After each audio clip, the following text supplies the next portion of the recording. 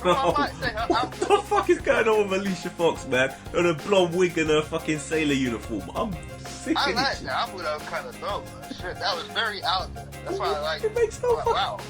What?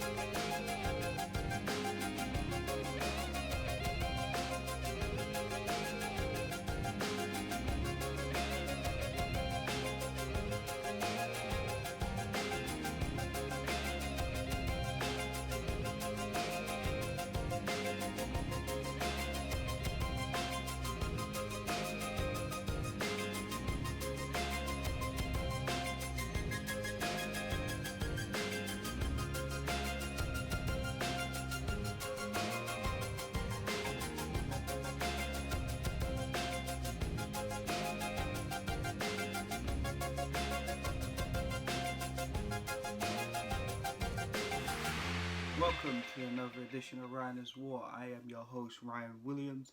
Thank you for tuning in. Make sure you like, share, and subscribe to this channel.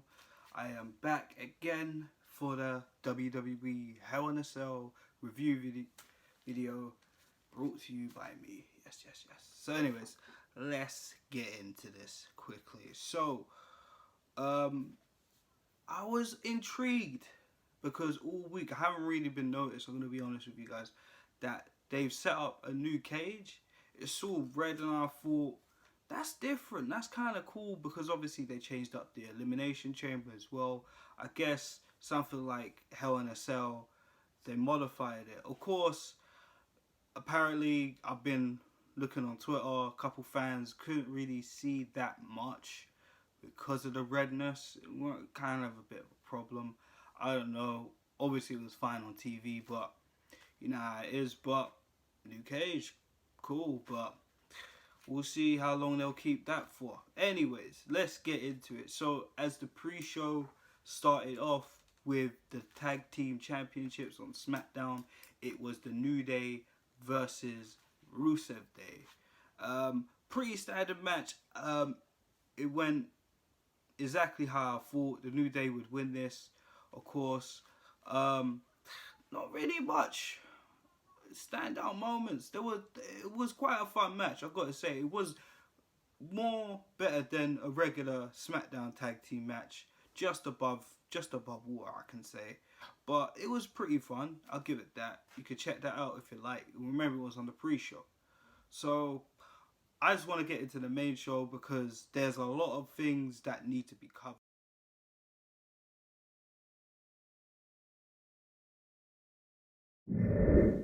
So let's get into the main show.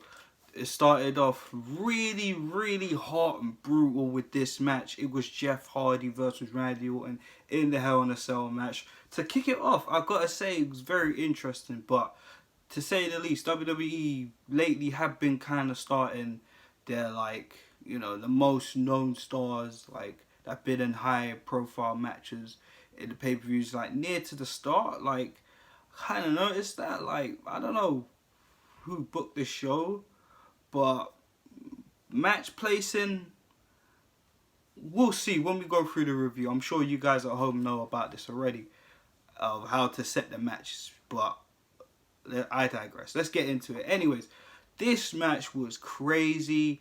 I mean, I've seen Randy Orton be violent, but the dude went under the ring and got a screwdriver and literally, I don't know if he pierced Jeff Hardy's skin, but he looked like he tried to stab. I ain't seen Randy Orton this violent in a very long time. Since probably when he kicked the McMahons in the head and Cena in the head. He was kicking everybody in the head, man.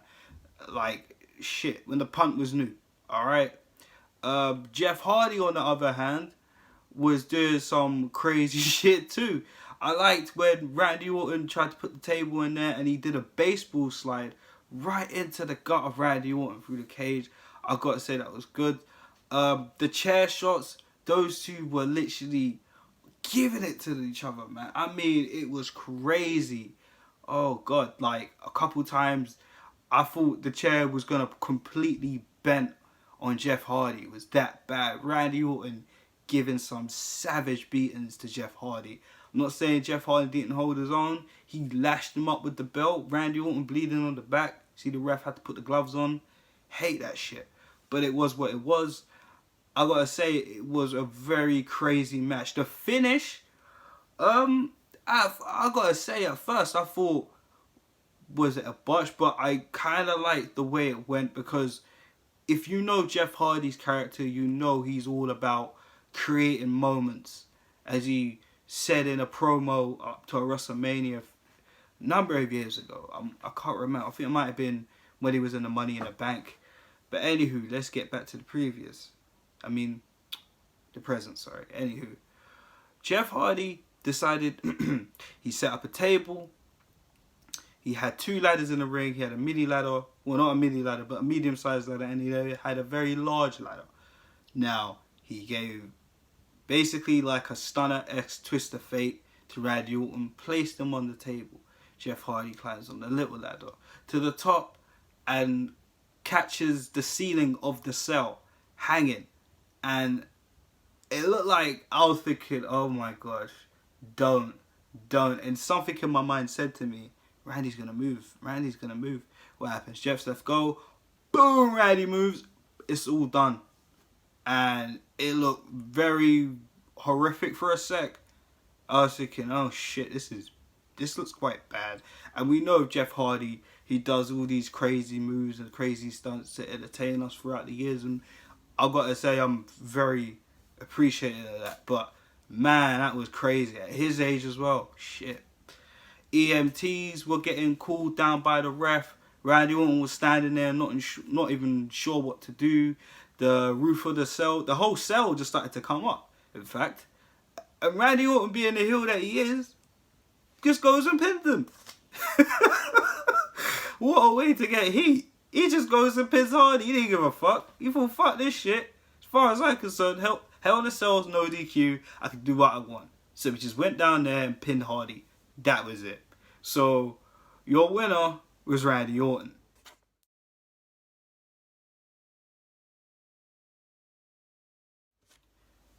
Now it's time for the SmackDown Women's Championship match. It was the defending champion Charlotte Flair going up against her former best friend Becky Lynch. Now, of course, we know the story here, so I'm not going to get into it.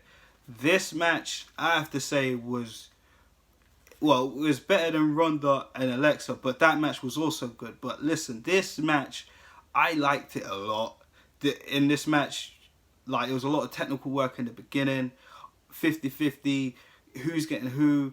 Like, it was very good. I loved it, man. I gotta say, it was a very good match. Becky working on Charlotte's arm throughout most, like, halfway through the match. There was a part where literally I felt to touch my arms, dude. I mean, it was so bad. She literally just twisted her arm and just yanked it. And Charlotte, I swear, she crashed down on, like, the side of the ring, like, just the edge. As Becky jumped to the floor, face first, it was mad. But I gotta say, Charlotte held her own, of course, giving Becky some beatings. And boy, this finish, sorry, it's just stuck on my mind. This finish, I gotta say, it was very smart from Lynch. Of course, Charlotte going for the spear, Lynch reversing it and rolling her up. And she gets the 3. And Becky Lynch is our new 2-time SmackDown Women's Champion. And of course, at the end, it was very emotional. The fans went nuts. I went nuts, of course, even though I thought it would be a screwy finish. But regardless of that, I'm very pleased that Becky Lynch is the champ. Charlotte tried to extend her hand and congratulations. Becky didn't want nothing to do with it. She just looked at Charlotte and said, "This is my time, my moment." Went straight to the ramp. Cut to Charlotte Flair looking very upset. And that was that. So your winner and your new women's champion of SmackDown, Becky Lynch.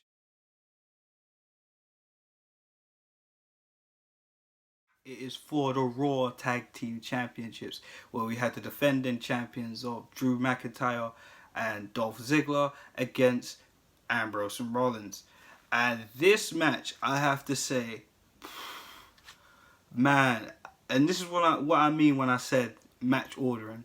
How you put this match here is crazy. This match was ridiculous. It was fun. It was chaotic. I thought it was sick. I loved it because it had two elements to it. It had one part where it was just like, okay, we know Seth and Dolph can only fuck with each other if, when we saw Seth in the ring with McIntyre, it was a completely different story.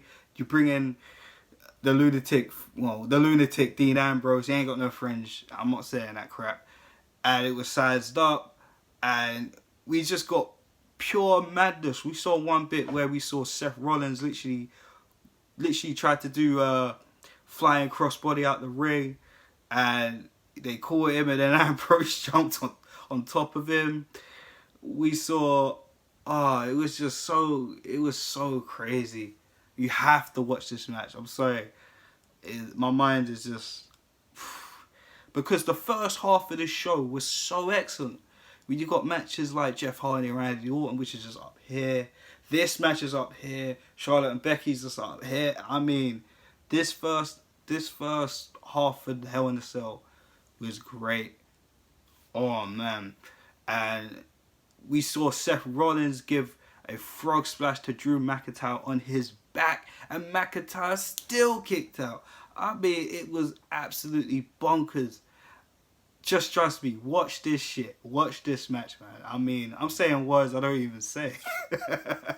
You know what I mean? But in the end, it was Drew McIntyre and Dolph Ziggler to retain, as we saw Seth Rollins basically going for a triple suplex, and at this specific time, as he lifted Dolph up, you see McIntyre just flying with the Claymore. Boom. And then Dolph just rolls over, pins him. So, still your Raw Tag Team Champions, Drew McIntyre and Dolph Ziggler.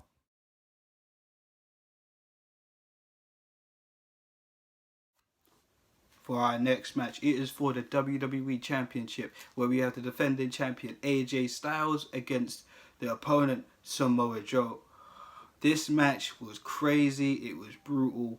I know I've said it about the other matches, but this match was good. I like this match. I like this match better than their last match. It told a good story. You could see AJ you just see his aggression. The way Joe has just been in this twisted up mentality, just bringing in AJ's family into this situation. And I've got to say, there was a couple times I actually thought Joe was going to win. It was that bad. There was a couple times I thought AJ was going to win. It literally was a hard one. It was a good match. It was a very, very good match, I've got to say. But here's where I get a little, the finish. Now, of course, the reason why I'm a little bit down, let me just tell you the finish. So in the finish, Joe locks the Coquina clutch on AJ Styles. Styles reverses it into a pin. Still in the clutch itself, as the referees count to 3, AJ is tapping. But the ref did not see that. All he saw was Joe's shoulders down. Joe actually thought he won the title. And then the ref had to tell him. AJ gave Joe a dirty ass kick out of the ring. And even on the replay, seeing that. That was a bit nuts. Just at 2, AJ started to tap. And the timing of that was good. I'm not gonna lie to you. Better than Starcade. Anyways, for those smart wrestling fans, they know what I'm talking about. But let's just get back into this. So obviously we're gonna see this. We're gonna see more from this. Of course, Joe was furious. Went straight to Paige and said he wants AJ, no DQ. He wants this match. Paige grants his wish and said it will be at the Super Show that will be in Australia in a few weeks. So we'll keep up with SmackDown to see the progression of this storyline. So obviously, still your WWE champion, Mr. AJ Styles, in controversial style.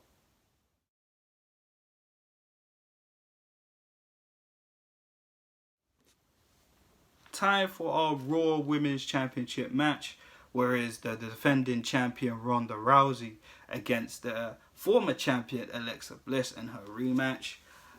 This match was pretty good. Again, Ronda Rousey, man, for a second there, I forgot she was Ronda Rousey because she was actually good, man. Like, I mean, she surpassed what we all thought. Like, she's getting a lot better in the ring. She's taking her bumps. Alexa gave her a beating. Of course, Alexa had Mickie James and Alicia Fox. Check out her outfit. Alicia Fox's outfit. That was kind of dope. I did dig that, I'm not going to lie. But, getting back to the match. Ronda just getting taken out by Mickie James and Alicia Fox. One point, they had her bent up in between the ring posts. And I was just thinking, like, Natalya, come on. Like, you know what I'm saying? Like, and then she finally starts taking her out. She delivered a suplex to Alicia Fox. Back in the ring, though, I gotta say, like, Alexa Bliss held her own against Ronda Rousey. It was very, very, very believable that Ronda is legitimately a WWE superstar. Like, without a shadow of a doubt. She's done well. I thought this match did good, this well. Stumbled on my words, apologies. I thought this match was excellent. Point back period. The finish now. Boy, she just... What can I say? I saw that same move she did. I think she did it to Stephanie McMahon. That spinning, modified F5 Samoan drop type of maneuver. Then she just, as soon as she got her in the arm lock, Bliss was tapping like a baby. So, still your Raw Women's Champion, Ronda Rousey.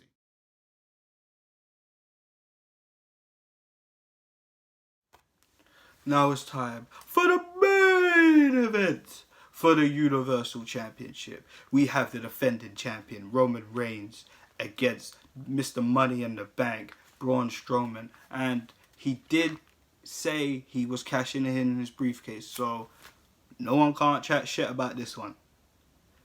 But let's chat shit. This match was different. I thought it was a lot of weapons used. At one point, Mick Foley was telling Roman Reigns, "Yeah, get the table," trying to help him out. I mean, it was good. It was good for a bit, and I don't know, man.